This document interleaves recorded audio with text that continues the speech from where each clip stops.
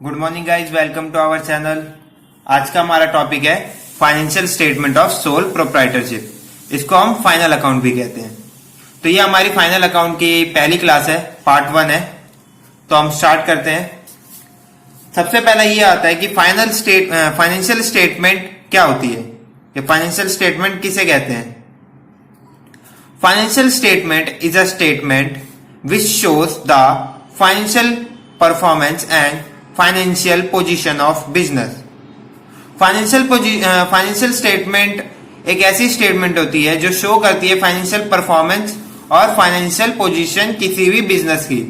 Financial performance का मतलब होता है प्रॉफिट हो रहा है बिजनेस में या लॉस हो रहा है, और फाइनेंशियल पोजीशन का मतलब है कि बिजनेस की पोजीशन कैसी है, उसमें एसेट्स कितने हैं, कितने लायबिलिटीज हैं।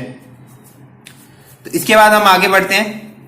Financial statement includes the following. Financial statement के अंदर क्या क्या चीजें आती हैं। पहला आता है ट्रेडिंग अकाउंट, दूसरा आता है प्रॉफिट एंड लॉस अकाउंट, तीसरा आता है बैलेंस शीट। ट्रेडिंग अकाउंट क्या होता है, आपने इससे पहले कभी नाम शायद ही सुना होगा, लेकिन हम इस चैप्टर में अच्छे से समझेंगे। ट्रेडिंग अकाउंट में हम क्या करते हैं या हम क्यों बनाते हैं फाइनेंशियल स्टेटमेंट में trading account, to find out the gross profit and gross loss. Gross profit और ग्रॉस लॉस फाइंड आउट करने के लिए किसी भी बिजनेस का हम क्या बनाते हैं, ट्रेडिंग अकाउंट। इसके बाद आता है हमारा प्रॉफिट एंड लॉस अकाउंट। हम प्रॉफिट एंड लॉस अकाउंट क्यों बनाते हैं, to find out the net profit and net loss of business. हमें फाइंड आउट करना होता है नेट प्रॉफिट और नेट लॉस किसी भी बिजनेस का, इसलिए हम क्या बनाते हैं, profit and loss account. Then सबसे लास्ट क्या आता है, बैलेंस शीट। बैलेंस शीट हम क्यों बनाते हैं, to find out the financial position of assets and liability of a business.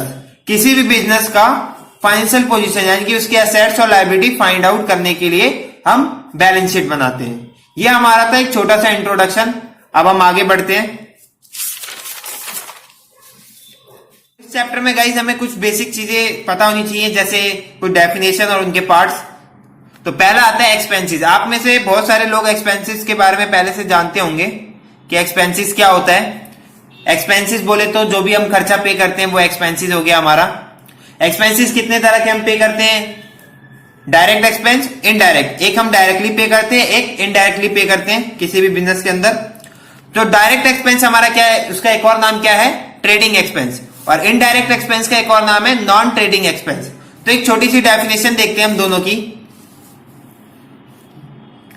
Direct expense, those expenses which is incurred at the time of purchase or manufacturing of goods called direct expenses। वो सभी खर्चे जो हम कब करते हैं, at the time of purchase और manufacturing of goods, सामान को बनाने के लिए मैन्युफैक्चरिंग करते समय या सामान को खरीदते समय हम जितने भी तरह के खर्चे पे करते हैं वो क्या कहलाते हैं, हमारे डायरेक्ट एक्सपेंस। इसके बाद आता है इनडायरेक्ट एक्सपेंस। इनडायरेक्ट एक्सपेंस क्या होता है, those expenses which is incurred at the time of sales called indirect expense। वो सभी खर्चे जो हम पे करते हैं at the time of sales। Sales जब हम अपना सामान बेचते हैं उस समय जितने भी तरह के हम खर्चे पे करते हैं वो हमारे लिए क्या हो जाते हैं, इनडायरेक्ट एक्सपेंस। जिस तरीके से गाइस अभी हमने एक्सपेंस का टॉपिक पढ़ा उसी तरीके से इनकम का टॉपिक भी आता है। हम इनकम कितने तरह से कमाते हैं, दो तरीके से, डायरेक्ट इनकम या इनडायरेक्ट इनकम। डायरेक्ट इनकम का ही नाम है ऑपरेटिंग इनकम या ट्रेडिंग इनकम, और इनडायरेक्ट इनकम का नाम होता है नॉन ऑपरेटिंग इनकम या नॉन ट्रेडिंग इनकम। तो हम इनकी भी डेफिनेशन देख लेते हैं गाइस एक बारी।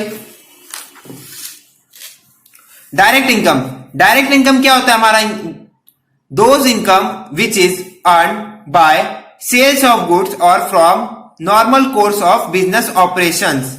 वो सभी इनकम जो हम कब कमाते हैं या किससे कमाते हैं, सेल्स ऑफ गुड्स, गुड को सेल करते समय या बिजनेस के नॉर्मल ऑपरेशन से कमाते हैं, वो हमारे क्या कहलाते हैं, direct income. Indirect income, indirect income क्या होता है guys, those income which is earn from other than business operations. वो सभी इनकम जो हम बिना किसी बिजनेस ऑपरेशंस के कमाते हैं या हमें अर्न हो जाता है वो सभी क्या कहलाता है, हमारा इनडायरेक्ट इनकम। इसके बाद गाइज हम एक फॉर्मेट देखते हैं छोटा सा हमारा ट्रेडिंग अकाउंट का। इन द बुक्स ऑफ, हम जिसकी बुक में बनाएंगे, कौन सा अकाउंट बना रहे हैं हम, trading account for the year ended 31 मार्च और ईयर, कि हमारा ये साल खत्म हो रहा है 31 मार्च, जो भी ईयर होगा। इसका भी बहुत सिंपल फॉर्मेट है गाइज, डेबिट क्रेडिट, पर्टिकुलर का कॉलम, अमाउंट का कॉलम, पर्टिकुलर अमाउंट।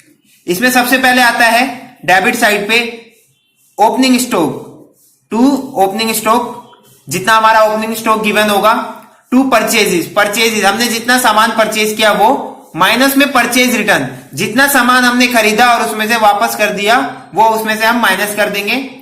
और परचेज रिटर्न का ही दूसरा नाम होता है guys return outward.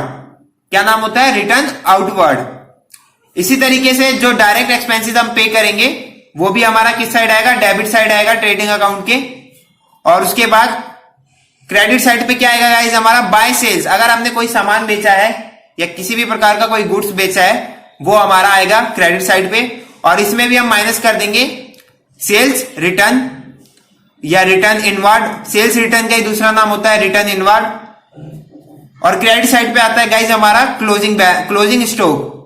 Opening stock हमारा डेबिट साइड आता है और क्लोजिंग स्टॉक किस साइड आता है, क्रेडिट साइड। अगर हमारी डेबिट साइड ज्यादा आती है और क्रेडिट साइड कम, तो हमारा क्या आ जाएगा, ग्रॉस लॉस। ये हमारा एक तरीके से बैलेंसिंग फिगर हो जाएगा। लेकिन अगर हमारी क्रेडिट साइड ज्यादा आती है और डेबिट साइड कम आती है तो हमारा क्या आ जाएगा गाइस, ग्रॉस प्रॉफिट। ये भी हमारी क्या हो जाएगी गाइस, बैलेंसिंग फिगर। किसी भी क्वेश्चन में एक ही चीज निकलेगी, या तो ग्रॉस प्रॉफिट निकलेगा या ग्रॉस लॉस। इसके बाद हम आगे बढ़ते हैं, वैल्यूएशन ऑफ इन्वेंट्रीज या स्टॉक। वैल्यूएशन मतलब स्टॉक के बारे में भी कुछ इंफॉर्मेशन गिवन होती है यहाँ पर, क्लोजिंग स्टॉक के बारे में। As per accounting standard second, valuation of inventory. Accounting standard second के अनुसार वैल्यूएशन ऑफ इन्वेंट्री क्या कहलाता है, if the closing stock and net realisable, अगर क्लोजिंग स्टॉक दे रखा है या जो नेट रियलाइजेबल दे रखा होता है अमाउंट, उसका मार्केट वैल्यू या फेयर वैल्यू, दो अमाउंट दे रखे होते हैं, मार्केट में उसकी वैल्यू और फेयर वैल्यू, हकीकत में उसकी वैल्यू कितनी है, both are given in the question, then lower value should be taken as closing stock. तो हम क्या करेंगे, मार्केट वैल्यू और फेयर वैल्यू में से जो हमारा लोअर अमाउंट होगा क्लोजिंग स्टॉक का, जो हमारा लोअर अमाउंट होगा, हम ट्रेडिंग अकाउंट में वो अमाउंट लिखेंगे क्लोजिंग स्टॉक के नाम से। तो गाइज यहां पर हमारा ये फॉर्मेट खत्म होता है ट्रेडिंग अकाउंट का। इससे नेक्स्ट पार्ट में हम सीखेंगे कि ट्रेडिंग अकाउंट में किस तरीके से पोस्टिंग होती है, हम प्रिपेयर करेंगे, एक दो क्वेश्चन करेंगे। Thank you for watching.